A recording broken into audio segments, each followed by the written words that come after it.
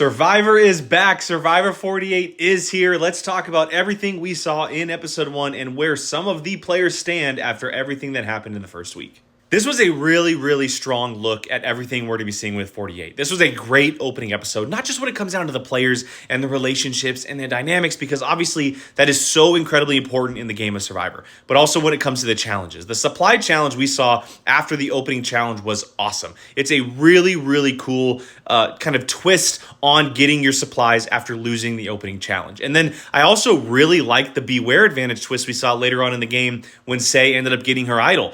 We've been seeing over the last couple of seasons in the new era that box where they've had to go deeper and deeper into the box to get the immunity idol if they want it to last longer.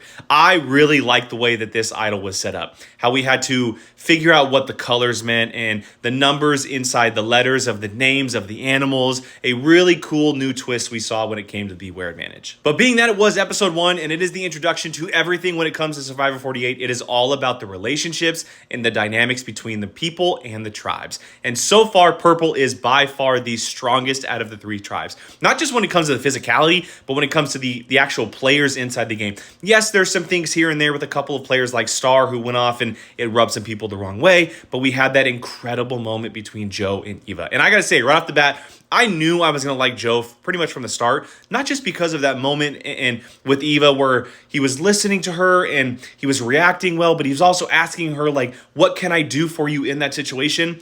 The dude's from Sacramento, and I live 20 minutes outside of Sacramento, and I have a good buddy who is a firefighter. Yes, I am going to go straight to Joe as my favorite, and I'm really hoping he goes deep into this game. It's just so interesting always getting to the start of a Survivor season and seeing how players operate right off the bat. We have some players who truly do understand what the game of Survivor is like and how you can't run off right away because it's going to cause major suspicion with your tribe mates who you just met for the first time.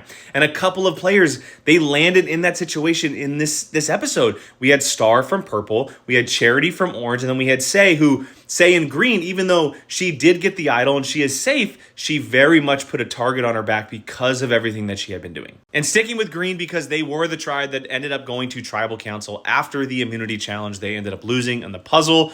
I thought we were going to see a blindside. I legitimately thought the season was going to open with a big blindside. Kevin and Justin had the opportunity to make a move and they didn't. Stephanie ended up being eliminated in the first episode, but it could have been Say. Say could have very well been another player in the new era to go home with an idol in her pocket, but she is safe. She has these players on her side, and I'm very curious on where Green ends up now that they know that Say has the idol, now that they know that she is a threat and she is pretty much playing